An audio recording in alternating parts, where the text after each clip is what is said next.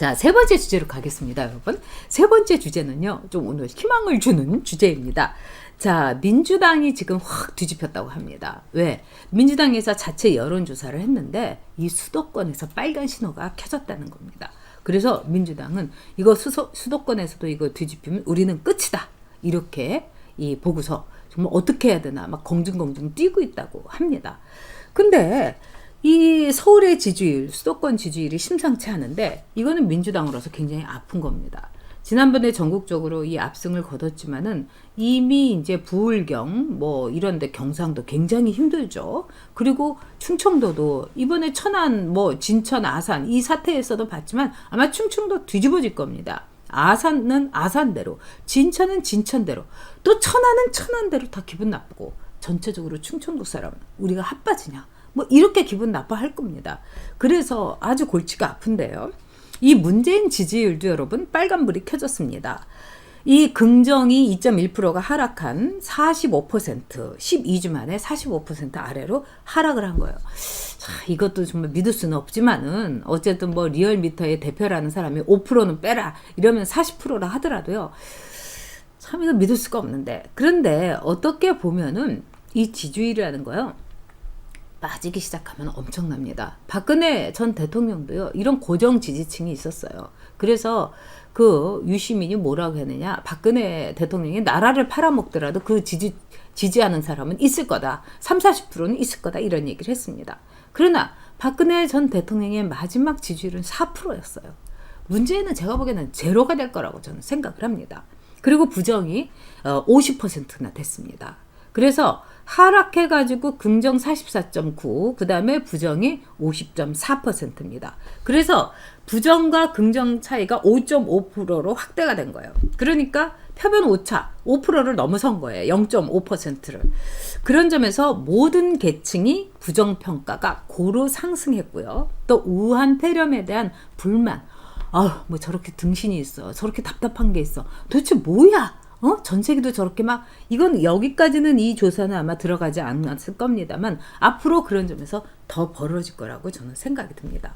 그리고 중도층이 2주 만에 긍정평가가 아주 하락을 한 거예요. 그래서 전체적으로 완전히 내리막이다, 내리꽂고 있는 겁니다.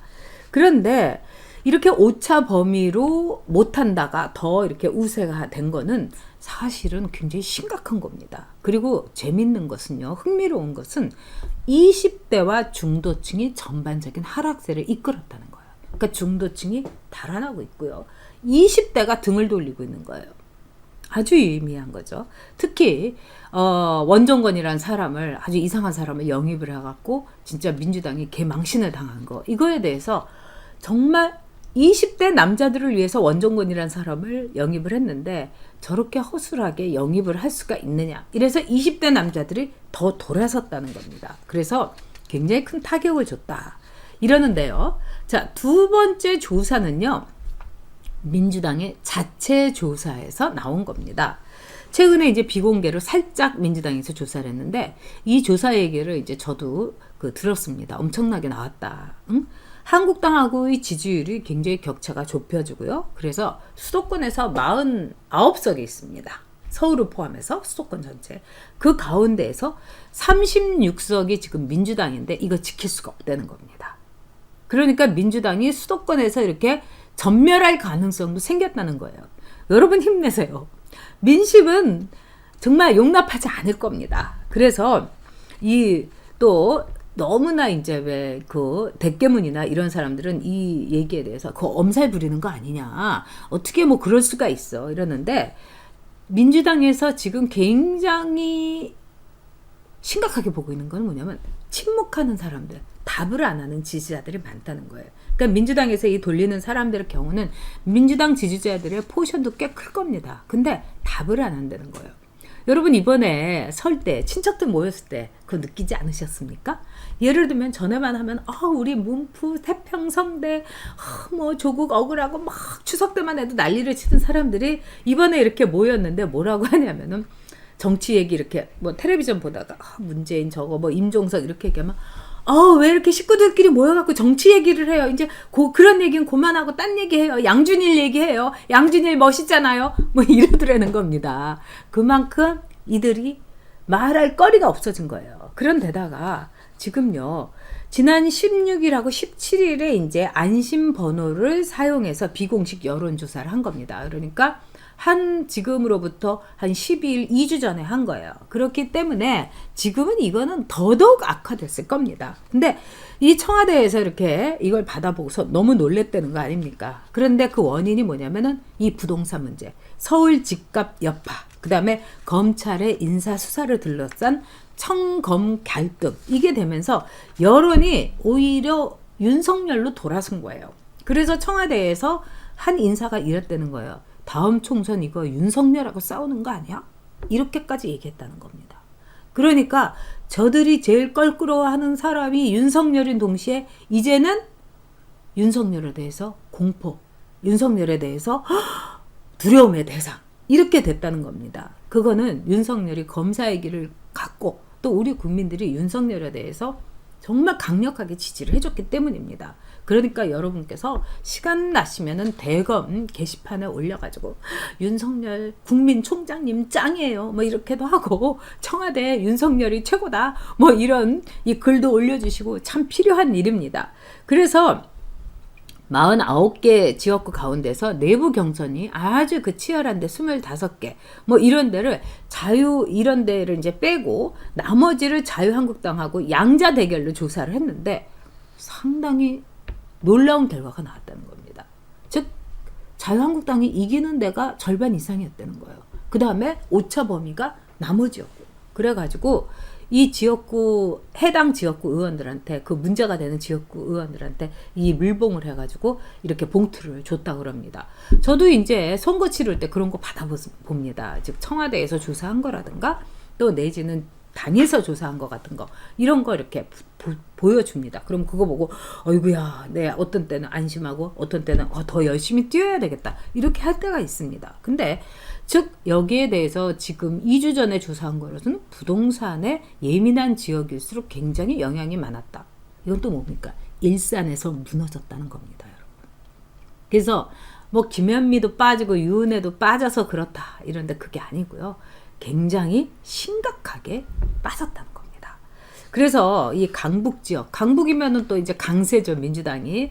그런데 뭐라겠냐? 강남은 이미 무너졌다. 그리고 성동, 광진, 마포도 생각보다 좋지 않다. 그러니까 이인영이가 얘기한 거는 뻥친 겁니다, 여러분. 광진을 임종석이 내보내면은 오세훈이 그냥 무너진다. 그 반대라는 거예요. 제가 그랬잖아요, 어저께. 반대가. 걔네들이 얘기하는 다 반대로 알아들어야 되는 겁니다. 그리고 왜 임종석이를 내보내려고 하겠어요? 광주를 내 호남 인구가 많습니다. 그리고 이렇게 어쨌든 빅딜이라고 할 수 있는 비서실장 출신, 요즘은 뭐 문정권에서 비서실장 해봤자 또 뭐 대변인 해봤자 아무것도 아니지 않습니까? 그런데도 불구하고 내보내게 되면은 그나마 좀 해볼만 하지 않느냐. 딴 사람은 어렵다는 겁니다. 그러니까 오세훈의 압도적인 우세라고 우리가 해석을 해도 될 것 같습니다. 그래서 성동, 광진, 마포 굉장히 안 좋다는 겁니다. 여러분, 정청래 지역구 아주 안 좋다고 그럽니다. 그러니까 지금 이렇게 이번 총선에 나갈 분들 가운데서는 정청래 지역구에다가 딱 공천 신청을 하면은 압승할 수 있습니다. 그래도 민심이 눈 똑바로 뜨고 있는 거죠. 손혜원에 의해서 정청래가 들어섰는데 그 정청래 당선시켜주면은 이건 창피한 일 아닙니까, 여러분? 자, 그런데요, 중도층이 흔들리고 있다. 이거는 강북 지역의 한 의원이 얘기한 겁니다. 그 다음에 예상했던 것보다도 당 지지율도 안 나왔고 개인 지지율도 안 나왔다. 그러니까 사람들이 이제 등을 완전히 돌렸다는 겁니다. 그 다음에 조국 사태, 이 여파가 굉장히 심각했다. 이게 보면 우리가 다 맞는 말이에요. 우리는 조국 같은 거 보면서 저 민주당 이거 해야 되는데, 날려버려야 되는데, 뭐 여론조사 같은 데는 계속 민주당이 뭐 당 지지율이 뭐 39%, 그 다음에 이 자유한국당은 20% 이러고, 저렇게 저럴 리가 없는데. 근데 여기에서는 올바로 나왔던 겁니다. 그러니까 조국의 여파가 굉장히 심각했고, 그 다음에 이 검찰 인사를 보복성으로 추미애 여맹위원장을 시켜가지고 그냥 해치웠다는 거. 이게 아주 민심의 이반을 시켰다 이겁니다. 그래서 너무너무 걱정스러워갖고 얼굴들이 다 새파랗게 질렸다는 겁니다. 그래서 요즘 이렇게 민주당 사람들 이렇게 보면은 다 10% 등등해갖고 다닌다고 그럽니다, 여러분. 그래서 이 특히 중도층이 안 나온 거, 그 다음에 중도층이 등을 돌린 거, 이건 뭐냐? 굉장히 심각하다는 거죠. 답변을 안 하는 거. 이건 뭐냐면은 투표장에 안 나오는 거예요. 이 현상이 여러분, 이 이명박 후보하고 정동영 후보하고 붙었던 대선이 있었습니다. 이 대선을 보면은요, 아주 특별한 게 있었어요. 즉 정동영 후보를 찍으러 사람들이 투표장에 안 나와서 이명박 후보가 굉장히 편하게 치른 선거였습니다. 대선이. 왜? 이 민주당 사람들이 보기에 이제 정동영이 가서 찍어봤자 이거 져주는데 내가 못 털어 찍어. 괜히 가서 속상해갖고 그냥 석탄 백탄 태우듯이 이거 찍으면서도 에휴 안 될 텐데, 이런 것이 유권자들은 싫어합니다. 유권자들은 설레이는 가슴을 갖고 내가 그냥 하나 빵 찍으면서 얘가 되겠지. 내가 쟤 치웠어. 뭐 이런. 왜? 한 표가 이 모택동도 이야기했고, 정말 총구보다 강한 거. 예. 정말 이 우리가 갖고 있는 최고의 시민의 무기, 국민의 무기가 이 투표인 겁니다. 그렇기 때문에 아마도 민주당 지지자들이 선거하러 안 나올 가능성이 매우 크다. 이거는 민주당의 완벽한 몰락이 될 겁니다. 그래서 굉장히 불리한 선거가 될 거다. 이런 겁니다. 그래서 지금요, 이 선거제도를 해서 비례도 좀 어렵고요. 근데 가장 그 심각한 거, 수도권이, 즉 중원이 흔들리고 있다. 저도 이제 선거를 치러봤습니다만 이 수도권 중원에서 이기는 정당이 이깁니다, 여러분. 근데 만약에 민주당이 중원에서 수도권에서 진다, 이러면은 4.15 총선은 우리 보수 정당의 압승이 될 겁니다, 여러분. 저는 진짜 그날을 손꼽아 기다립니다. 그리고 그렇게 되지 않으면은 이 대한민국의 미래는 없습니다.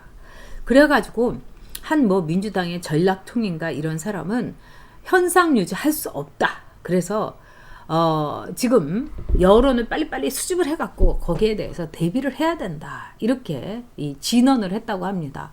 근데 이제 2주 전이긴 한데 그 여론에서 두 가지가 나왔다고 합니다. 검찰하고 더 이상 붙지 말아달라.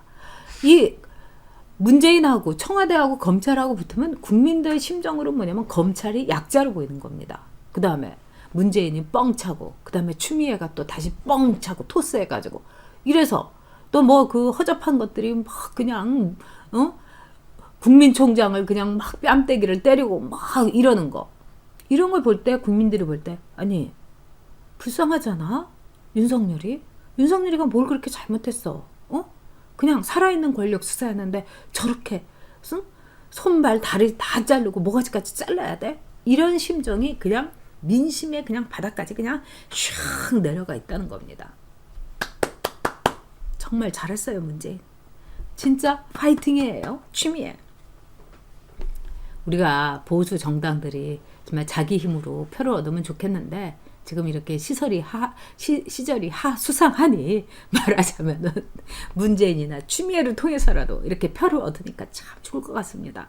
또 뿐만 아니라 이 우한 폐렴, 이 문제에 대해서 이렇게 엉망진창인 정부, 그 교민을 버리는 정부, 이런 정부는 우리가 용서할 수 없는 거 아니겠습니까? 그런 점에서 진짜 이 정권은 지탱해서는 안 될 정권입니다. 있어서는 안 돼. 태어나서는 안 될 정권이었던 겁니다. 그 점에 있어서는 우리 보수가 더 반성도 하고 우리 보수가 앞으로 정권을 잡으면 진짜 잘해야 됩니다. 그리고 유능해야 됩니다. 그리고 반듯해야 되고요. 그리고 오로지 이 나라의 부국 강병만을 위해서 가야 됩니다. 그러지 않으면은 진짜 저 정권보다도 더 엄한 벌을 밟게 될 겁니다. 이 문재인 정권보다도. 왜? 권력은 이제 분산되고 있고 권력은 우리 모두가 n분의 1로 갖고 있기 때문입니다. 자, 그런데 또 하나 재밌는 게 있습니다. 마지막으로. 검찰과의 충돌을 자제해달라. 두 번째로 뭐냐면 기소된 최강욱이라는 그 비서관, 이 사람은 좀 잘라줬으면 좋겠다. 최강욱이가 신변 정리를 하게 만들어줬으면 좋겠다. 이런 의견들이 굉장히 많았다는 겁니다. 그러니까 민심은 천심이고 이제 우리가 이상해 저 결과 어쩌고 저쩌고 해도 우리 국민들은 한마음이라는 겁니다. 자, 저 사냥개, 저 시라소니, 저 하이에나 같은 최강욱을 어떻게 할까? 결국은 이렇게 민심이 이반되면 최강욱이 아마 잘릴 겁니다, 여러분. 최강욱이 자를 수밖에 없을 겁니다. 딱 집어갖고 최강욱이었으니까요. 그 다음에 이번에 황운하는요, 무서워가지고 공천을 주겠지만은 이번에 뭐 김의겸이라든가 뭐 민병두라든가 또 뭐 봉도사라든가 이런 사람 아마 공천 주지 못할 겁니다, 여러분. 지금 빨간불이 켜졌기 때문입니다. 자, 우리 이제 희망을 가져요. 저도요, 어떻게, 이게 어떤 때는 어떤 생각이 들었냐면요.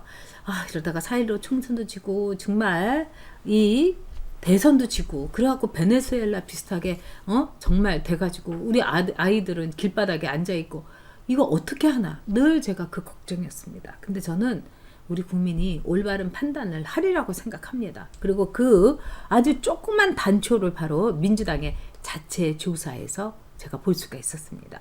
여러분, 뚝이 무너지고 댐이 무너지는 건요, 엄청나게 딱 두 조각 나갖고 그걸로 콱 무너지지 않습니다.